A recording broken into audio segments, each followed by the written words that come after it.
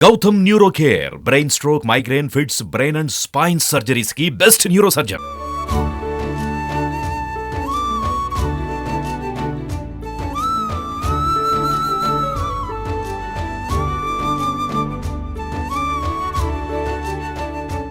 నమస్తే, welcome to Suman TV, India's largest digital media network.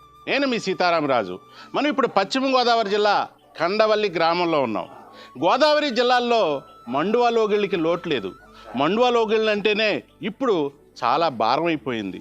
సిటీస్కి అలవాటు పడ్డాక చిన్న చిన్న ఇళ్లల్లో, అలాగే ఫ్యామిలీ పోర్షన్స్లో అపార్ట్మెంట్లకి అలవాటు పడిపోయారు.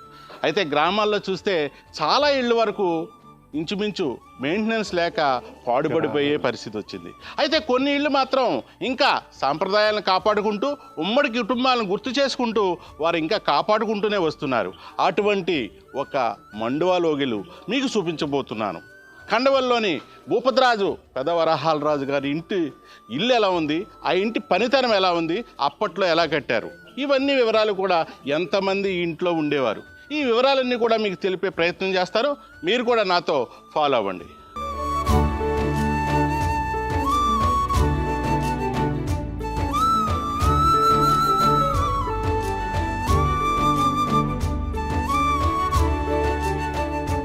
భూపతిరాజు పెదవరహాలరాజు గారి ఇంటికి వచ్చేసాం మనం. ఇప్పుడు ఇక్కడ మనకి ఈ ఇంటికి సంబంధించిన సూర్యనారాయణరాజు గారు ఉన్నారు. నమస్కారం అండి. సార్, ఇల్లు చూస్తే చాలా పెద్దది. ఇంచుమించు ఎన్ని గదులు ఉంటాయి సార్ ఇంట్లో? 20 పైన ఉంటాయి. 20 గదుల పైన. అంటే అప్పట్లో ఎంతమంది నివాసం ఉండేవారు అంటారు? అంటే ఇంచుమించు 60-70 మంది దాకా ఉండేవారు. 60-70 మంది. ఈ ఇల్లు పెదవరహాలరాజు గారిదండి. సుబ్బరాజు గారు అని చెప్పండి ఆయన. ఈయన పేరు సుబ్బరాజు గారు. సుబ్బరాజు గారు భార్య అండి. ఈవిడి సుబ్బరాజు గారు భార్య. ఈయన ఎవరండి? ఆయన మనవడండి. ఈయన విశ్వనాథరాజు గారు అని చెప్పి ఈయన పెద్ద ఆయన మామూలు ఇప్పుడు నాందద్దా అని చెప్పి ఆయన అండి. ఇప్పుడు ఉన్నారు కదండి, అదేనండి విశ్వనాథరాజు గారు అబ్బాయి మాటండి. వీళ్ళందరూ కూడా అన్నదమ్ములు అవుతారంటారా? అన్నదమ్ములు మామూలు కొడుకులు అండి వీళ్ళందరూ కొడుకులు. ఈయనేమో మన చిన్నవరాలరాజు గారు ఫాదరు మదరు. ఫాదరు మదరు పక్కన ఉంది కదండి. అవునండి అవునండి. సాధారణంగా ఇలాంటి ఇల్లు కట్టాలంటే చాలా శ్రమతో కూడుకున్నది. ఇంచుమించు మీరు చెప్తున్నారు 20-30 గదులు ఉంటాయి, 4-5 ఇంచుమించు 10 మంది అన్నదమ్ములు ఉండేవారండి.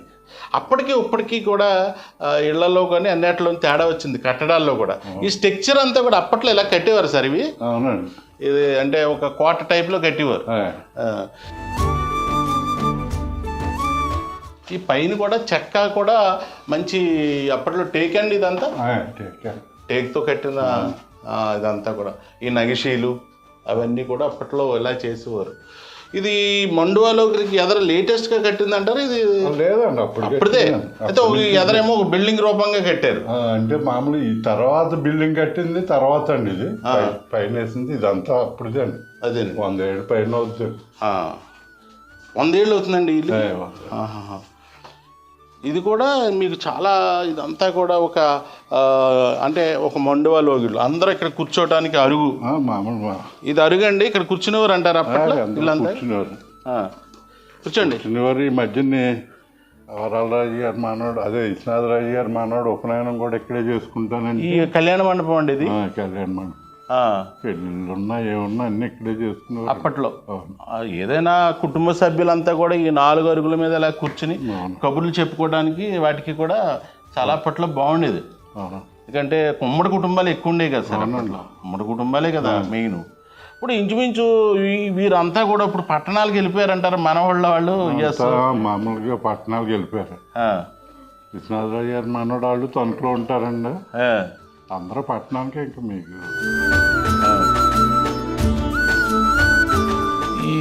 ఈ కట్టడం ఈ పైన కూడా నగిషీలు చాలా ఇదిగా ఉన్నాయండి. అప్పుడు ఈ పెంకు ఇవన్నీ అప్పట్లో ఇలా కట్టేవారు ఇళ్ళని. ఈ మొత్తం ఎన్ని గుమ్మాలు ఉంటాయి సార్ ఈ ఇంటికి? చాలా ఉంటాయి సార్ మొత్తం. ఈ గదిలోనండి వరహాలరాజు గారు ఉండేవారు. ఈ గదిలో ఉండేవారు. వరహాలరాజు గారు ఈ గదిలో. ఆయనేమో ఇందులో ఉండేవారు. ఈ ఇందులో పెద్ద ఆయన పేరు పెద్ద ఆయన పేరు విశ్వనాథరాజు గారు అని చెప్పి ఈ గదిలో ఉండేవారు. మామూలుగా కజిన్ అవుతా సంజద్ద అని చెప్పి ఆయన పక్క దాంట్లో ఉండేవారు. ఈయనకు మనవడాళ్ళు మీకు ఇప్పుడు తణుకులో ఉంటున్నారు మా అదే సార్. రాజు గారు అని చెప్పండి ఇద్దరు కాలం చేశారండి. వాళ్ళు ఒక అబ్బాయి, ఇద్దరు కూతుర్లు. అబ్బాయి మనోడేమో ఇక్కడ తణుకులో ఉంటాడు. అప్పట్లో కూడా ఈ ఉమ్మడి కుటుంబాలు అన్నీ కూడా ఒకే చోట ఉండాలనుకునేవారు. అంతా కలిసే ఉండేవారు. ఈ ఫ్యామిలీ ఫార్షన్స్ కింద ఇప్పుడు ఉంటున్నారంటారా? అప్పుడు ఉండేవారండి. ఒక్కో ఫ్యామిలీలో ఒక్కొక్క కొడుకు అట్లా ఉండేవారు. ఈ ఇట్లా సినిమా షూటింగ్ ఏదో జరిగిందన్నారు, జరిగిందండి రుద్రనేత్ర అప్పట్లో ఏదో సినిమా అప్పుడు జరిగినట్టుందండి. తీసినప్పుడు వచ్చారు చిరంజీవి వరాలరాజు తీశారండి అప్పుడు సినిమాలో. వరాలరాజు గారు, చిన్నవరాలరాజు గారు అయిందమ్మా. ఇదంతా చిన్నవరాలరాజు గారు. ఇలా ఈ ఊళ్ళో ఎన్ని ఇళ్ళు ఉంటాయి సార్? మండువాలో ఊళ్ళు ఇంచుమించు మండువాలో ఊళ్ళు నాకు తెలుసు 2 అండి. ఇప్పుడు అక్కడ కాళ్ళ దగ్గర ఒకటి, ఇది ఒకటి, 2 లోగుళ్ళు ఉన్నాయి. ఇది కూడా 20-25 గదులు ఉంటాయి. ఇది 100 ఏళ్ళు పూర్తి అయిపోయిందండి. అప్పట్లో ఈ ఇల్లు కట్టడానికి ఎంత అయి ఉంటుందంటారు? ఏం తెలియదు. కానీ ఇలాంటి ఇల్లు ఇప్పుడు కట్టాలంటే లక్షల్లో లక్షల పైన అవుతుంది. అప్పట్లో కూడా ఈ సిమెంట్కి బదులు ఈ గానుగు సున్నం అది వాడేవారు. గానుగు సున్నం అది వాడేవారు. ఇక్కడ కూడా పెళ్ళిళ్ళు ఇంచుమించు ఎన్ని తరాలు ఉంటాయండి ఇంట్లోనే? చాలా పెళ్ళిళ్ళు అవి ఉంటాయి ఇక్కడ. మనోడు కూడా ఇక్కడే చేసుకుంటాను, నేను ఎక్కడన్నా అయితే నేను చేసుకుని ఉపనయనం అని చెప్పి బలవంతంగా ఇక్కడ చేసుకున్నాడు. ఉపనయనం ఇక్కడ చేసుకున్నాను. అక్కడ చేసుకున్నాను. ఇప్పుడు ఉపనయన అరుగులు ఇవన్నీ వేయాల్సి వస్తున్నది. గతంలో అయితే ఉమ్మడి కుటుంబంలో అవన్నీ కూడా ఉండేవి. అవును. 3 గదుల కింద ఉండేయండి. ఒక్కో పోర్షన్ 3 గదుల కింద ఉండేవి. కొంతమంది ఈ పాతిళ్ళు కట్టడానికి కూడా ఈ టేకు కలపది బర్మా నుంచి అక్కడి నుంచి తెప్పించేవారు అంటండి అప్పట్లో.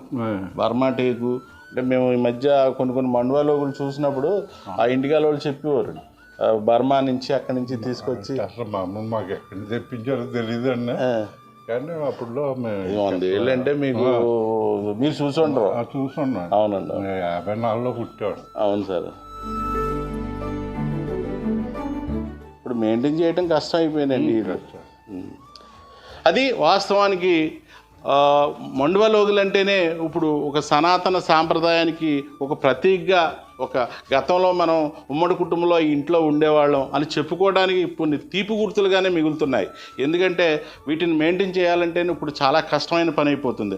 అప్పట్లో గానుగు సున్నంతో ఇవన్నీ కూడా కట్టేవారు. అలాగే టేకు చూస్తే బర్మా నుంచి తెప్పించేవారంట. ఇప్పుడు పెద్ద ఆయన చెప్తున్నట్టు కూడా అప్పట్లో ఎన్నో ఉమ్మడి కుటుంబంలో ఇంచుమించు 4-5 అన్నదమ్ములు ఇదే చోట ఉండి సాయంత్రం అయ్యేటప్పుడు చక్కగా అరుగుల మీద కూర్చుని కబుర్లు చెప్పుకోవటం, ఏదైనా పెళ్ళి వివాహం ఇట్లాంటి సందర్భాలు వచ్చినప్పుడు పిల్లలకు ఉపనయనాలు అన్నీ కూడా ఇక్కడే చేయటం, కలిసిమెలిసి ఉండటానికి ఒక కుటుంబం ఉమ్మడి కుటుంబంగా కొనసాగటానికి అప్పటి సాంప్రదాయాలు, అప్పుడు ఇళ్ళు కూడా ఎలా సహకరించాయనేది ఇటువంటి ఉమ్మడి కుటుంబాలు ఇలా మండువాల లోగుళ్ళు చూస్తే మనకు అర్థమవుతుంది.